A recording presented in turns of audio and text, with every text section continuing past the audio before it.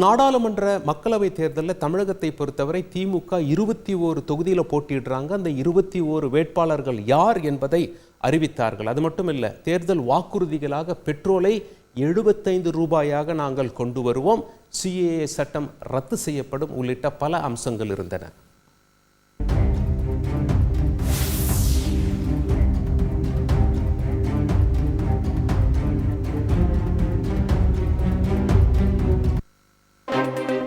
திமுக சார்பில் போட்டியிடும் வேட்பாளர் பட்டியலை முதலமைச்சர் ஸ்டாலின் வெளியிட்டார். வடசென்னையில் கலாநிதி வீராசாமி, தென் சென்னையில் தமிழச்சி தங்கபாண்டியன், மத்திய சென்னையில் தயாநிதி மாறன், ஸ்ரீபெரும்புதூரில் TR பாலு போட்டியிடுகின்றனர். தூத்துக்குடியில் கனிமொழி, அரக்கோணத்தில் ஜெகத்ரட்சகன், தர்மபுரியில் மணி, கள்ளக்குறிச்சியில் மலையரசன், சேலத்தில் செல்வகணபதி, ஈரோட்டில் பிரகாஷ் போட்டியிடுவதாக அறிவிக்கப்பட்டுள்ளது. நீலகிரியில் ராசா, திருவண்ணாமலையில் CN அண்ணாதுரை, ஆரணியில் தரணிவேந்தன், கோவையில் கணபதி ராஜ்குமார் போட்டியிடுகின்றனர். வேலூரில் கதிரானந்த், பொள்ளாச்சியில் ஈஸ்வரசாமி, பெரம்பலூரில் அருண் நேரு, தஞ்சையில் முரசொலி, தேனியில் தங்க தமிழ்ச்செல்வன், தென்காசியில் ராணி ஸ்ரீகுமார், காஞ்சிபுரத்தில் செல்வம் போட்டியிடுகின்றனர். திமுகவில் 50% அளவுக்கு புதுமுகங்களுக்கு வாய்ப்பு வழங்கப்பட்டுள்ளது குறிப்பிடத்தக்கது. இதனிடையே தமிழகத்திற்கு நீட் தேர்வில் இருந்து விலக்கு அளிக்கப்படும், குடியுரிமை திருத்தச் சட்டம் ரத்து செய்யப்படும், ஒரே நாடு ஒரே தேர்தல் திட்டம் கைவிடப்படும், பொது சிவில் சட்டம் கொண்டுவரப்பட மாட்டாது என்பன உள்ளிட்ட முக்கிய அம்சங்கள் திமுக தேர்தல் அறிக்கையில் இடம்பெற்றுள்ளது. திராவிட முன்னேற்ற கழகத்துடைய தேர்தல் அறிக்கை மட்டும் இல்ல, தமிழ்நாட்டு மக்களுடைய தேர்தல் அறிக்கையா அமைந்திருக்கு. 2014ஆம் ஆண்டு ஆட்சிக்கு வந்த பாசிச பாஜக இந்தியாவை எல்லா வகையிலும் மிக மோசமாக பாழ்படுத்திடுச்சு. கொடுத்த வாக்குறுதிகள் எதையும் பிரதமர் நரேந்திர மோடி தலைமையிலான அரசு நிறைவேற்றல. தோல்வி வந்த காரணத்தினால அடிக்கடி வரக்கூடிய ஒரு சூழ்நிலை அவங்களுக்கு ஏற்பட்டிருக்கு. வரட்டும், வேண்டான்னு சொல்லல. ஆனா இப்போ தேர்தல் நேரத்தில் வரக்கூடிய பாரத பிரதமர் தமிழ்நாட்டுக்கு மழை வெள்ளம் வந்தப்போ, சோதனை ஏற்பட்டப்போ வந்திருந்து மக்களுக்கு ஆறுதல் சொல்லியிருந்தா நான் ரொம்ப மகிழ்ச்சி அடைந்திருப்பேன். அதிமுகவும் தங்களுடைய முதற்கட்ட வேட்பாளர் பட்டியலை வெளியிட்டிருக்கிறார்கள்.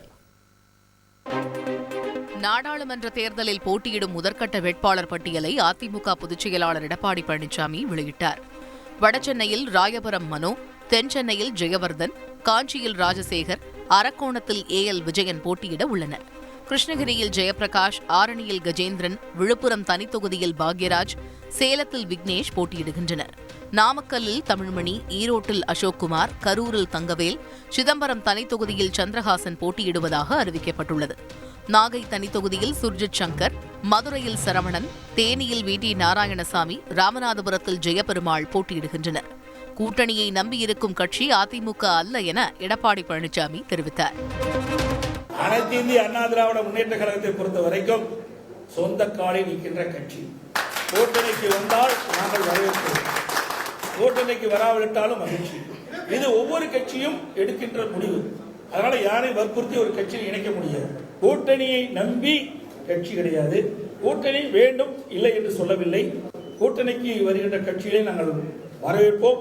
எங்கள் கூட்டணி இடம்பெற்றிருக்கின்ற கட்சியுடைய வேட்பாளர்களும் இரவு பகல் மாறாமல் தேனீக்களை போல எருவை போல சுறுசுறுப்பாக இருந்து பணியாற்றி எங்களுடைய வேட்பாளரை விட அவர் கூடுதலான கவனம் செலுத்தி வெற்றி பெற செய்வோம். 8 தொகுதிகளில் அதிமுகவும் திமுகவும் நேருக்கு நேராக மோதுகின்றனர். எந்த தொகுதிகளவை பார்ப்போம். வடசென்னையில் திமுக MP கலாநிதி வீராசாமியை எதிர்த்து அதிமுகவில் ராயபுரம் மனோ போட்டியிடுகிறார். தென் சென்னையில் MP தமிழச்சி தங்கபாண்டியனை எதிர்த்து ஜெயவர்தன் களம் காண்கிறார். காஞ்சிபுரத்தில் திமுக MP செல்வத்திற்கு எதிராக அதிமுகவைச் சேர்ந்த ராஜசேகரும், அரக்கோணத்தில் ஜெகத்ரட்சகனை எதிர்த்து AL விஜயனும் போட்டியிடுகின்றனர். ஆரணியில் தரணிவேந்தனை எதிர்த்து கஜேந்திரனும், சேலத்தில் DM செல்வகணபதிக்கு எதிராக விக்னேஷும் போட்டியிடுகின்றனர். ஈரோட்டில் பிரகாஷை எதிர்த்து அதிமுக சார்பில் அசோக்குமாரும், தேனியில் தங்க தமிழ்ச்செல்வனுக்கு எதிராக நாராயணசாமியும் போட்டியிடுகின்றனர். அதிமுக கூட்டணியில் தேமுதிகவிற்கு 5 தொகுதிகள் ஒதுக்கப்பட்டுள்ளன.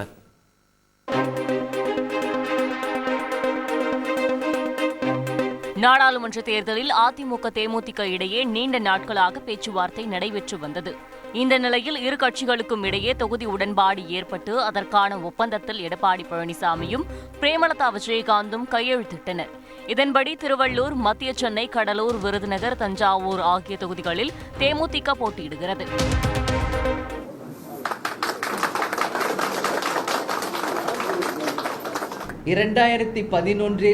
ஏற்பட்ட ஒரு மாபெரும் வெற்றி கூட்டணி மீண்டும் உருவாகி இருக்கிறது என்பதை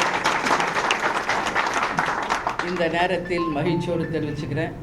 அந்த வெற்றி மீண்டும் நிச்சயமாக இந்த பாராளுமன்ற தேர்தலிலும் அதுக்கு அடுத்து வரப்போகிற உள்ளாட்சி தேர்தலிலும் 2026 நிச்சயமாக இந்த கூட்டணி தொடரும்.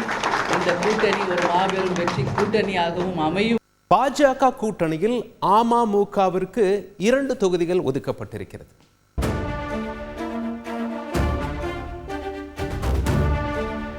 மக்களவைத் தேர்தலில் பாஜகவுடன் கூட்டணி அமைத்து அமமுக போட்டியிடுகிறது. இதன்படி அமமுகவுக்கு 2 தொகுதிகள் ஒதுக்கப்பட்டுள்ளன.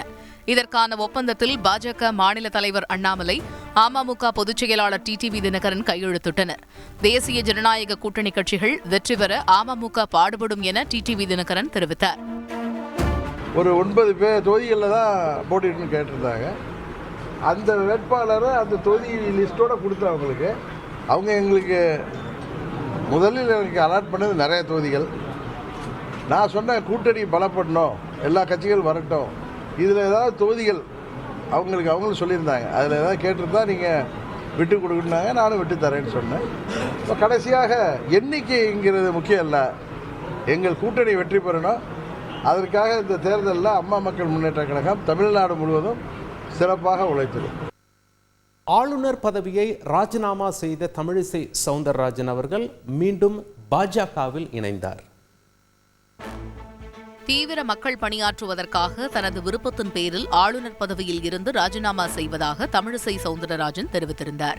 இந்நிலையில் சென்னையில் உள்ள பாஜக தலைமை அலுவலகத்திற்கு வந்த தமிழிசை சவுந்தரராஜனுக்கு தொண்டர்கள் உற்சாக வரவேற்பு அளித்தனர்.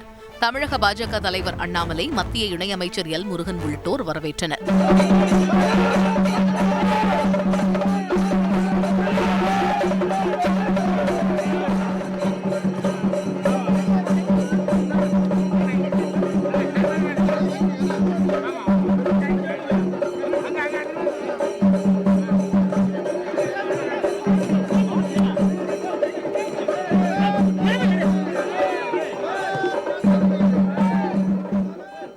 அலுவலக வாயிலில் தமிழிசை சவுந்தரராஜனுக்கு ஆரத்தி எடுக்கப்பட்டு தாமரை மலர் வழங்கப்பட்டது. பின்னர் உறுப்பினர் அட்டையை அண்ணாமலை வழங்கினார். தமிழகத்தில் பாஜக வளர்ந்து வருவதாக தமிழிசை சவுந்தரராஜன் தெரிவித்தார். நமது கட்சி முடிவு செய்து அறிவிப்பார்கள். கட்சி எந்த தொகுதியில் நிற்க சொல்கிறாரோ அந்த தொகுதியில் நிற்க வேண்டும் என்ற ஆசை எனக்கு இருக்கிறது. அந்த விருப்பத்தை நான் தெரிவித்திருக்கிறேன். தமிழ்நாட்டில் இருந்துதான், தமிழ்நாடு உறுப்பினராகத்தான் சேர்ந்திருக்கிறேன். தமிழ்நாடு உறுப்பினராக இன்று சேர்ந்திருக்கிறேன். தமிழ்நாடு பாராளுமன்ற உறுப்பினராக நாளை ஆள்வதற்காக சேர்ந்திருக்கிறேன். சாதாரண கட்சி பணி ஆற்ற வேண்டும் என்று சாதாரண தொண்டனாகத்தான் இணைந்திருக்கிறேன். ஆனா இது தேர்தல் காலமாக இருப்பதனால் எனக்கு எப்பவுமே மக்கள் பணி ஆற்ற வேண்டும் என்ற ஒரு விருப்பம் உண்டு. அதனால் நான் போட்டியிடலாம் என்று நினைத்திருக்கிறேன். செய்திகளை உடனுக்குடன் தெரிந்து கொள்ள உடனே சப்ஸ்கிரைப் பண்ணுங்க.